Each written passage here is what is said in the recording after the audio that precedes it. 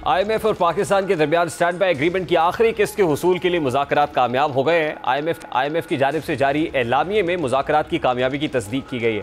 IMF executive board की मंजूरी के बाद पाकिस्तान को आखिरी किस्त जारी की जाएगी और आखिरी किस्त के बाद पाकिस्तान को मौसूल शुदा रकम बढ़कर $3 अरब हो जाएगी। आखिरी किस्त मिलने के साथ ही $3 अरब का कलील मुफ्त प्रोग्राम मुकम्मल हो जाएगा। एलामिये में IMF ने बाकी माली साल माशी बहाली के इकदामात जारी रखने पर जोर दिया है और एलामिये में बताया गया है कि हुकूमत पाकिस्तान ने बिजली और गैस टैरिफ की बर वक्त एडजस्टमेंट और रवा माली साल गर्दिशी कर्जे में इजाफा रोकने की यकीन दहानी कराई है।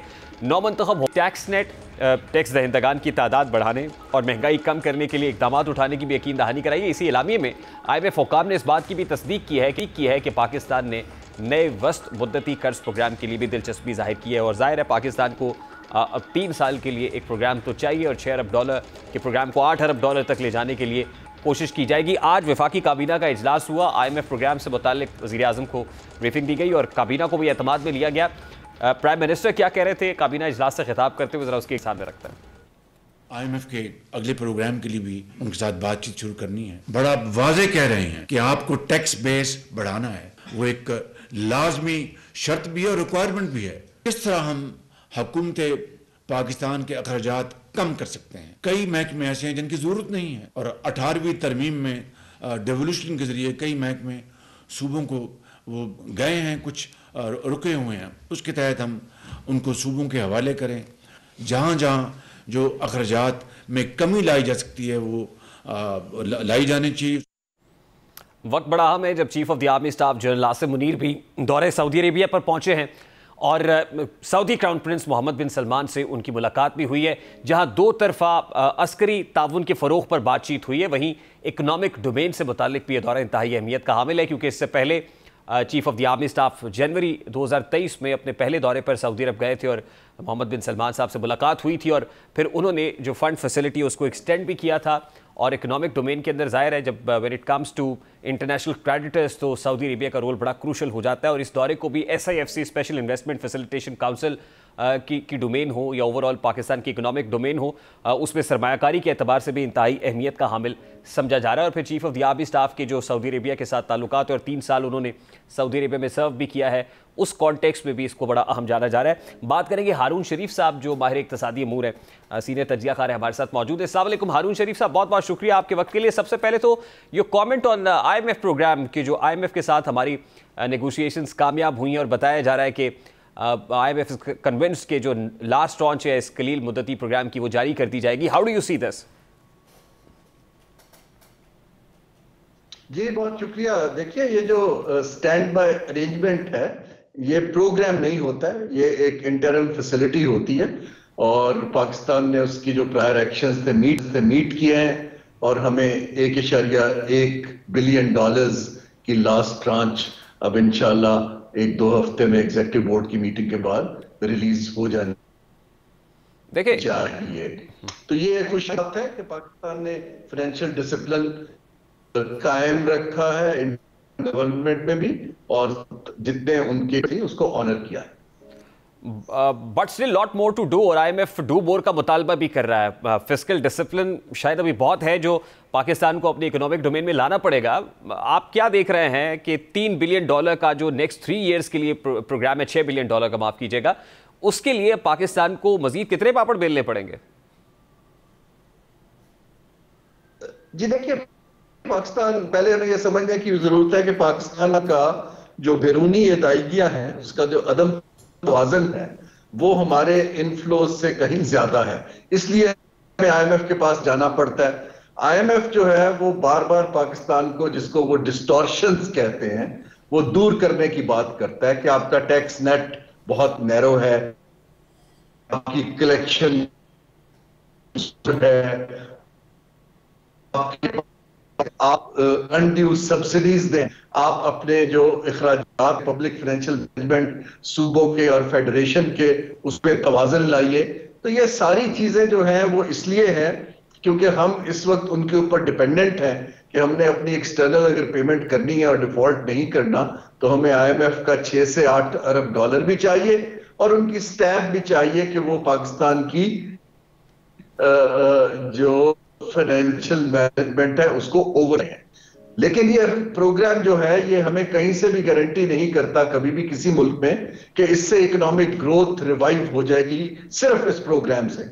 ये एक ब्रीदिंग स्पेस देता है जिसके अंदर हमें अब हम अपनी मईशत का ढांचा। हारून शरीफ साहब, बड़े इंपॉर्टेंट नुक्ते की जानिब आपने निशानदेही की है। जो एक्सटर्नल बर्डन है, एक्सटर्नल डेट पेमेंट्स हैं, $6 अरब से जायद, तो वो रुकू में जो अदा करनी पड़ेगी। और फिर आज ही शहबाज शरीफ साहब ने काबीना इजलास से खिताब करते हुए कहा कि ये जो रोल ओवर्स हैं इसकी तरफ हमें नहीं जाना है अगर हमने इकोनॉमिक डायरेक्शन ठीक करनी है और रिवाइवल होना है।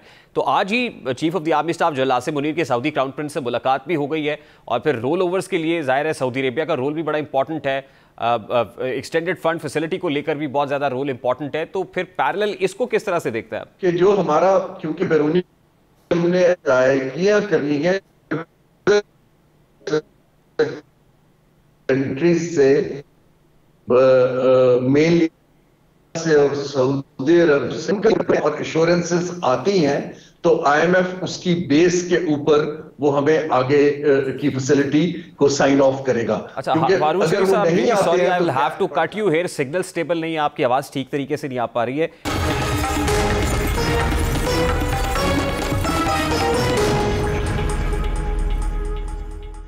साइफर केस हो, सानिया 9 मई हो या हमजा बेस कैंप केस, अदलिया इन केसेस के हवाले से शुकूक व शुबहात जाहिर कर रही है और मुल्जिमान को एक के बाद एक केसेस में बरी कर रही है। लेकिन रियासत किसी भी तौर पर सानिया 9 मई के मुल्जिमान को भूलने को तैयार नहीं है।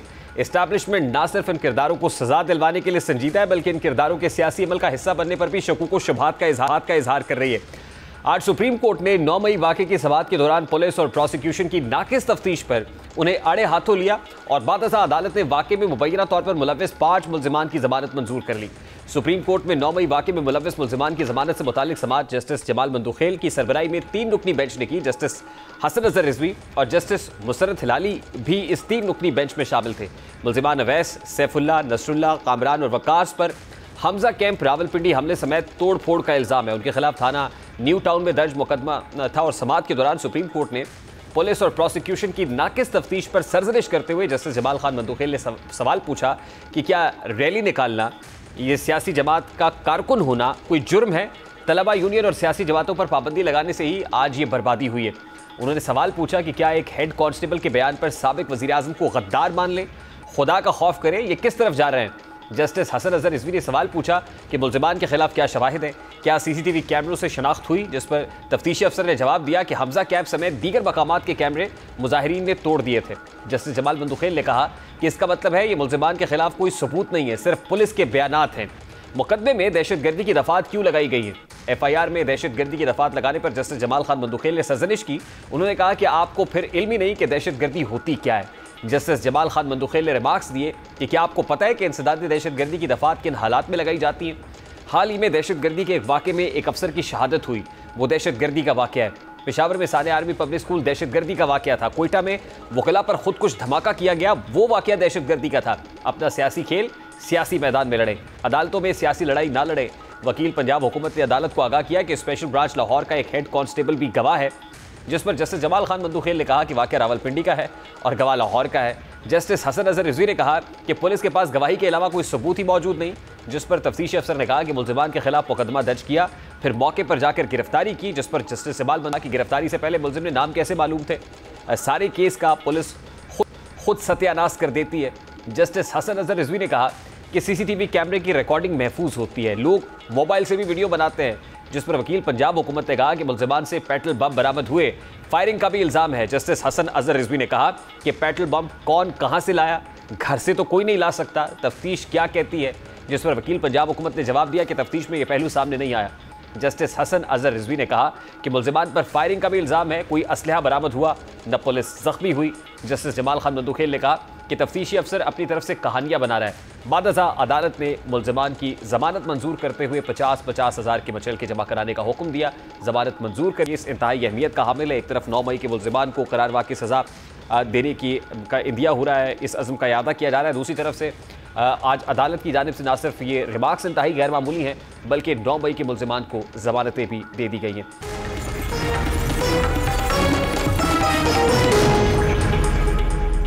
इस्लामाबाद हाई कोर्ट ने डिप्टी कमिश्नर इस्लामाबाद इरफान नवाज मेमन और दीगर की तौहीन अदालत केस में सजा का फैसला मुअत्तल कर दिया। इस्लामाबाद हाई कोर्ट की चीफ जस्टिस आमिर फारूक और जस्टिस मियां गुल हसन औरंगजेब ने डीसी इस्लामाबाद और दीगर की इंट्रा कोर्ट अपीलों पर समाअत की, जिसमें तौहीन अदालत केस में सजा के फैसले को चैलेंज किया गया था।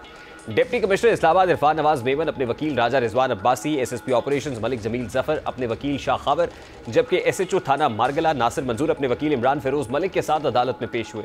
एसएसपी ऑपरेशंस मलिक जफर के वकील शाह खावर एडवोकेट ने कहा कि कानून के मुताबिक जब अपील फाइल होती है तो अदालत मुअत्तल कर सकती है।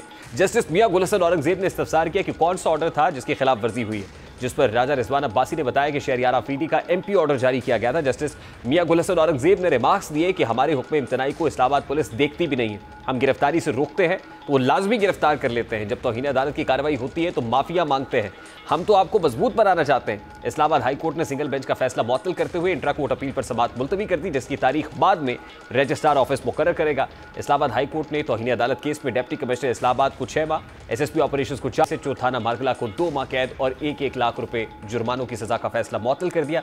इस्लामाबाद हाई कोर्ट ने कहा कि आइंदा समाअत तक सजाएं मुअत्तल रहेंगी। प्रोग्राम के वक्त अपने इख्तिताम को पहुंचा, आपसे मुलाकात होगी इंशाअल्लाह कल। अपना रखिए ख्याल, अल्लाह हाफ़िज़।